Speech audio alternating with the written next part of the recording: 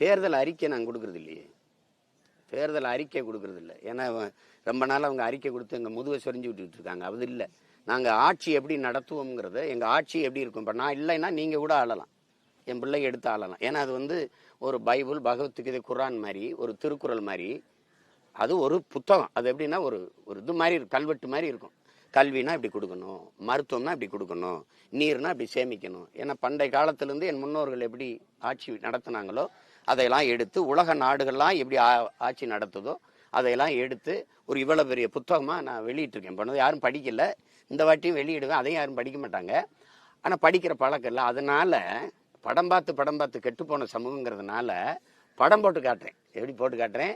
நம்ம ஆட்சியில் எப்படி பள்ளிக்கூடம் இருக்குது, நம்ம ஆட்சியில் எப்படி மருத்துவமனை இருக்குது, நம்ம ஆட்சியில் நம்ம எப்படி வேளாண்மையை வளர்க்குறோம், தற்சார்பு, பசுமை, தாய்மை, பொருளாதாரம்னு சொல்கிறனே. அதுனா என்ன? இப்போ நீங்கள் எரிகாற்று உருளைக்கு இவர் கேட்டார். அவன் அடுத்த நாட்டை சாராமல் நாம் எப்படி இதில் உற்பத்தி செஞ்சு தன்னிறைவு அடைகிறோம், அப்படி எப்படி பண்ணுறோம் பாருங்க. இதை எந்த நாடு பண்ணுது? இந்த பாருங்க, இந்த நாடு பண்ணுது. அப்படி போட்டு காட்டுறேன்.